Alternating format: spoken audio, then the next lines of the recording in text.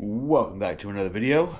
As you can see in today's title, we're going to be doing some fender rolling without a fender roller. Mainly the rear needs it right now. The front's doing alright. I'm not seeing any marks from it scraping, but the rear, you see this nice shiny line right here from tire hitting fender. And we're not even that low. Like, there's still a decent gap there. I'm going to roll all four corners just because I can, and then I may lower it some more too, just because. Why not? I'll show you here in a minute all the what we're going to use, but I'm going to get the car up in the air first, get it on jack stands, get the wheels off so that I can actually start doing said fender rolling.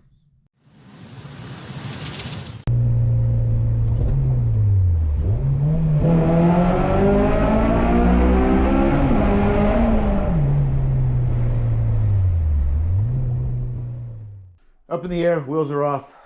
First thing I need to do is clean out the lip on the back side on all four wheels. So I know they're pretty dirty.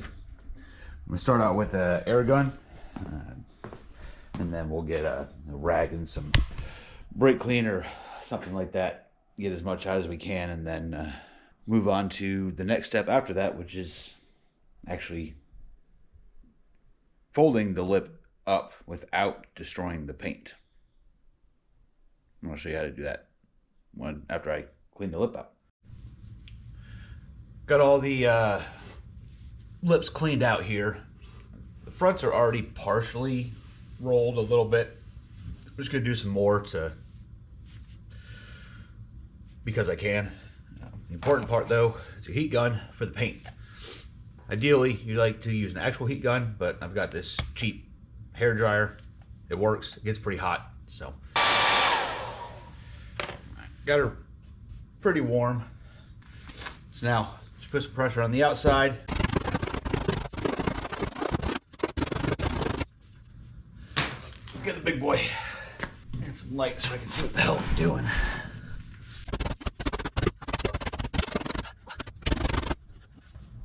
Slowly moving, but ideally I would have, you really need a proper heat gun. As you can see, paint is peeling, they didn't get it hot enough. The paint's cracking, I should say. But I did get that one pretty flat. So now we're gonna do the other three. I'll bring it back in and show you the results, mainly the rear. The front was already pretty flattened out, but definitely gonna need some more heat because that did not do a great job of keeping the paint from cracking. If you're gonna do this yourself, get a proper heat gun, not some cheap hair dryer. I've got a little propane torch. I'm just gonna use that on the other three fenders, and hopefully that works a little bit better, but we'll see. That turned out pretty well. See, maybe.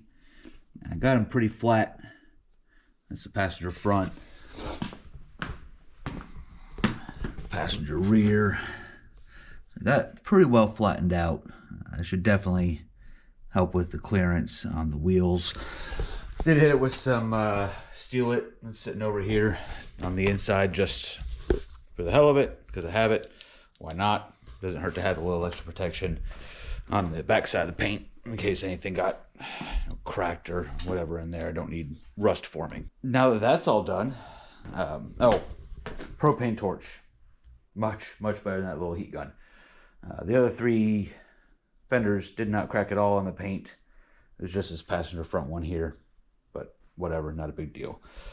Realistically, in the long run, if I decide to do anything aesthetically with this car, it would be getting new fenders, new hood, new bumper, and a full paint job. Both of the fenders have some, obviously you can see up here, a lot of clear coat peeling. On the driver's side, the fitment's just not there. It's definitely been bent a little bit. So those would both be replaced. So a little bit of paint cracking on this side's not going to cause any issues. I think I'm going to pull it out a little bit hard right there, but whatever. Again, not a big deal, because that's not what I'm going for with this car. This is just going to be something to drive more so as the daily, as long as it stays reliable with this motor, over putting miles on the SI every day. While we've got it up in the air though, I'm going to lower it some more, because why not? I can, and I feel like it. Went almost another 3/4 of an inch lower on the front. I think it was actually like 5/8, so in between 1/2 inch and 3/4. Fender to lip here is 3 3/4 inches on both sides. And the rear, I took out one of the lock rings and maxed out the other lock ring. So it lowered it another 3/4 of an inch, because it was a 1/2 inch off from the top lock ring to the base here. And then the lock ring itself is about 1/4 inch. So I did that on both sides. I haven't put this wheel on yet, obviously. But I measured on this side, and we're 3.5 inches from lip to fender at full droop. So hopefully the driver's side is, or hopefully the passenger side is the same when I put the wheel on. And then we'll put it on the ground and see how she looks. I did add a little more camber on this one. And if you look straight on from here, it's pretty much fender to lip. And again, if you look at this side, it's pretty much fender to lip at full droop. So hopefully the camber and everything is pretty similar side to side. I'm obviously gonna need to do an alignment, but I'm gonna wait until I get tires for that, because front tires are pretty well used up, but the rears are completely destroyed. Let's see if I can show you here. No, I'm not gonna even bother with that. I'll pick this one up. So you can see there's cord here, but because of the alignment, it's also feathered like crazy on the inside edge. So I'll wait until I get new tires to do the alignment. It's not going to be driven much before then anyways, because of the lovely 4-6 inches of snow we got last night. Well, she's on the ground. She is definitely low. Measured all the fender to lip. All of them are at 1 3/4 of an inch in the front, and the driver rear. Passenger rear's at 1.5 fender to lip. You can tell there's no space there. That's pretty much fender on tire at ride height. Luckily, not going to be driving this anytime soon. I don't even have plates on it right now.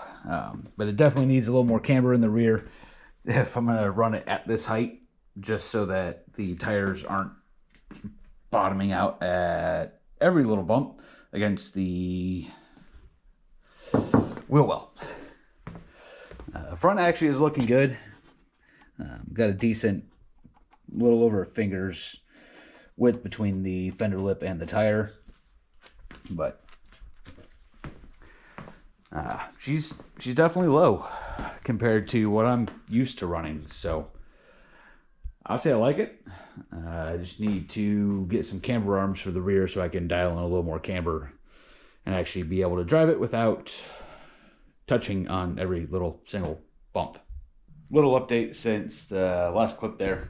Haven't done anything more with the car as of yet, but as you can see, there's no more crap in the middle. There's no leaves all over the place. Probably spent 6 or 8 hours reorganizing and cleaning the garage. I'm still not done yet, but for the most part, it's good. Got everything cleaned up under here. Underneath the SI was just a layer of leaves, which is out, shop backed up. That probably took me a good 30-45 minutes just to get all those leaves cleaned up on their own. Got this table cleaned up just because there's obviously still some stuff that needs to be put away, but for the most part, we're good. Cleaned up around here, got rid of a little bit of stuff over here. Not that you would notice, because I never show you this area. All of this, nothing's moved other than just vacuuming up and cleaning up around it. Got all the tires and wheels moved though. So all these are the 10th gen wheels, and then I got one of the destroyed Koenig sitting on top of it for right now. This is a set of good Koenigs. I just need tires on them. That's the destroyed Enki from when I wrecked the silver 4-door. And then back in the corner, I've got one random Enki and some Steelies that are just there to be there. Kind of moved around some stuff back here, so I got a little more space. We need to clean up this oil and whatnot, but got the old blown R18 back there, old FA20 block from my brother's FRS, and then I just moved some of this stuff around, so I actually have a walking path on this side now. Nothing spectacular, but to me it just feels a lot better because I can actually walk and maneuver around everything instead of jumping over parts and tires and this and that all over the place. I did take the old head unit out of the SI and put it in here. No speakers right now, but I did get a speaker ring adapter kit off of Amazon. These I think I spent a whopping like $12.75 after shipping. These are way nicer than what came with the kickers. They're a solid ring and they're pretty solid. So we're gonna put these in the car and throw the kickers that are just sitting up there magnetized to the support beam in and make sure everything works. I'm gonna throw all that stuff in real quick. Weird angle, I know, just bear with me. Previously, since I swapped the SI trunk onto the base model, I had no third brake light because third brake light on the base model is up on the rear deck cover, not in the SI wing because obviously it doesn't have the SI wing. But now we have all three brake lights working. How I got said third brake light working, they just took the connector harness side from the trunk of the SI, stripped it all the way down as far as I could, basically to the like a Y junction in there, and then just plugged it in up here, this little green connector there. And if you were just looking at it, not specifically looking for said wiring, you wouldn't be able to tell it's wired in after the fact. But all this right here, this green and black wiring, just ran it all across, zip tied it to it. Could I relume it? Yes. Is it worth my time? No, not just for a third brake light. But you get down underneath here, and this was the connector for the factory third brake light. It just cut the connector off, connected green to green, black to black, heat shrinked it, and with some self-soldering, and it's working, so that's good. Did notice some funky aftermarket, or what was probably aftermarket at one point, wiring. That's for the speaker on this side. Same thing on this side. It just not even spliced, just cut and twisted. So I'm gonna do the same thing. Little self-soldering heat shrink tubes. Fix that wiring up before I close up the trunk. Obviously I've got the rear speakers in already. I still need to do the fronts, but the rears are working, which means the fronts will work when I get those in there as well. All the speakers are in. You can see the driver's side way over there. Passenger side here. Just got to get all put back together. Rear speakers are in. Third brake light's working. Two of the speakers, the driver door, passenger rear. I don't know if they're not blown. They're working. They're just not working as good as the other two. Probably just because they've been sitting for much longer, hanging on this post here, which was my speaker rack for God knows how long. They may just need to be loosened up over time.